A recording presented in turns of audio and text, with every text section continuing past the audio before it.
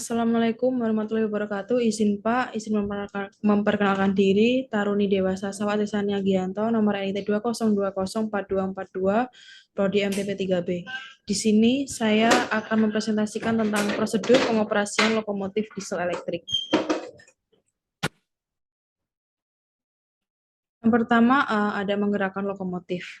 Persyaratan sebelum menggerakkan lokomotif diesel elektrik yaitu throttle handle itu harus posisi not 1 sampai 8, brake handle itu netral, reversal handle posisinya maju atau mundur, ECS itu posisinya run, semua CB itu harus on, saklar baterai harus on.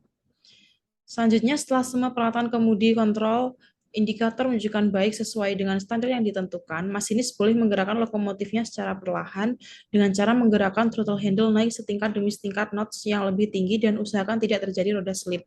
Kemudian rem dilepas secara perlahan dengan tujuan pada saat terjadi mulai gerak kereta api tidak terjadi setakan. Masinis juga harus memperhatikan load meter dan diusahakan jarum selalu menunjuk pada daerah hijau. Selanjutnya di sini ada cara mempertahankan kecepatan. Untuk dapat mempertahankan kecepatan pada berbagai kondisi jalan, baik pada jalan datar, turunan, maupun tanjakan, masinis harus dapat mengatur antara throttle handle dengan pengereman harus selalu dalam posisi yang dibutuhkan dan jangan melampaui dari batas yang distandarkan, serta harus juga memperhatikan yang pertama ada speedometer dan load meter. Selanjutnya, cara untuk mengurangi kecepatan. Dapat dilakukan dengan dua cara, yaitu yang pertama mengurangi tenaga lokomotif atau menurunkan posisi throttle handle ke posisi yang lebih rendah tanpa dipengaruhi pengereman. Dan yang kedua, mengurangi tenaga lokomotif menurunkan posisi throttle handle ke posisi yang lebih rendah disertai dengan pengereman. Selanjutnya ada pengaturan pengereman. Persyaratan sebelum mengoperasikan dynamic brake, yaitu throttle handle harus netral, dynamic brake B besar sampai B kecil, reverser handle itu harus maju atau mundur, ECS-nya posisinya run, CB harus on, BMS harus on, saklar dynamic brake harus on, TM itu all in atau lengkap. Pada waktu akan melepas dynamic brake dan menggunakan lagi gagang tenaga adalah sebagai berikut. Yang pertama, menggerakkan gagang dynamic brake ke posisi netral. Kedua, tunggu waktu sekitar 6 detik untuk memberi kesempatan pada buffer rangkaian agar menegang kembali di mana agar tidak terjadi sentakan pada rangkaian kereta api waktu lokomotif diberi tenaga lagi. Apabila dynamic brake dikerjakan, maka yang pertama, automatic brake pada lokomotif tidak berfungsi. Yang kedua, bila sedang berlangsung, dynamic brake dikerjakan, masinis mengerjakan emergency brake, maka secara otomatis dynamic brake akan dilepas karena arus yang menuju dynamic brake terputus. Yang ketiga, saat dynamic brake dikerjakan, putaran MD akan naik seperti not 7, karena bila dynamic brake dikerjakan, maka solenoid B dan C akan bekerja. Selanjutnya ada pengaturan pada rem udara, itu automatic brake. Yang pertama, gagang tenaga harus digerakkan pada posisi netral. Reverser handle arah tetap pada posisi yang dikehendaki dan gerakan gagang pengereman otomatis pada posisi servis pada nok pertama. Selanjutnya pada saat independent brake. Yang pertama, pada independent brake, bila mengendaki pengereman lokomotif saja, maka yang digerakkan adalah gagang pengereman independen. Independent brake ada dua yang digunakan, yaitu release dan application. Release itu digunakan pada saat lokomotif berjalan biasa dan tidak mengendaki adanya pengereman. Application digunakan bila masih mengendaki pengereman. Posisi ini dicapai dengan cara menggerakkan gagang ke kanan secara bertahap sampai kekuatan pengereman yang dikehendaki. Selanjutnya tentang pembalik arah.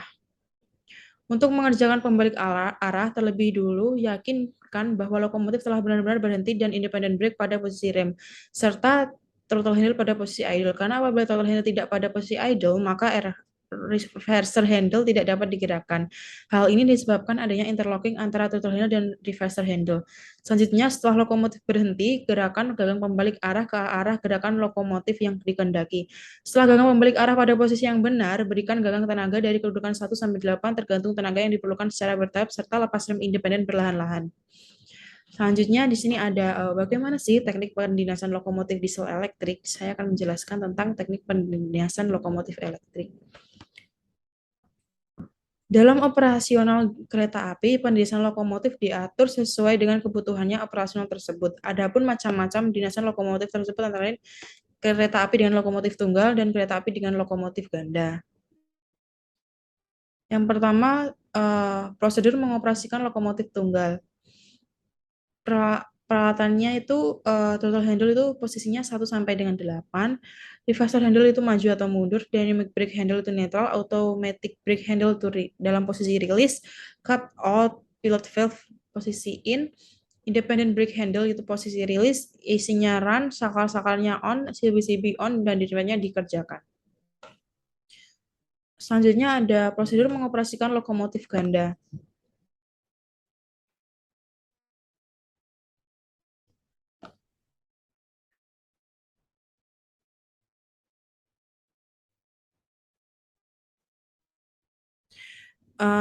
Yang dimaksud dengan lokomotif ganda adalah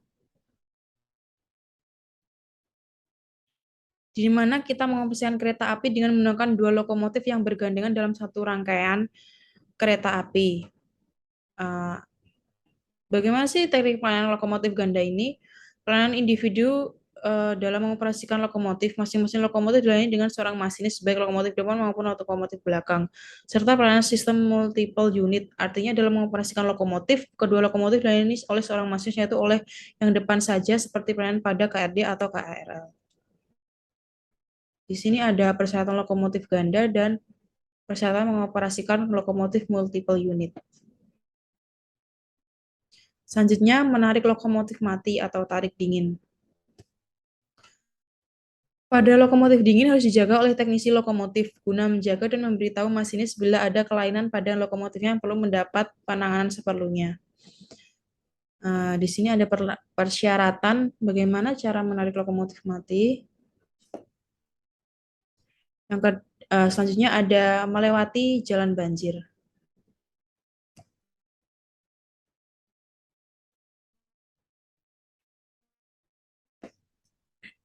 Pada melewati jalan banjir ini,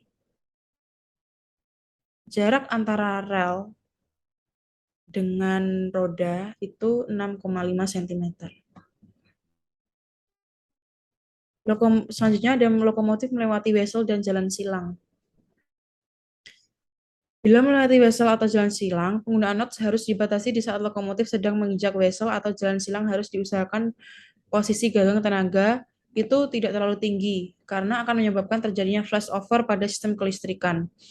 Di sini ada standar kelayakan operasi pada saat lokomotif melewati wesel dan jalan silang.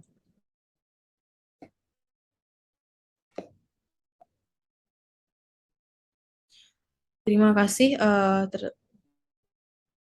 Sekian dan terima kasih yang dapat saya sampaikan. Apabila ada kurangnya saya mohon maaf. Wassalamualaikum warahmatullahi wabarakatuh.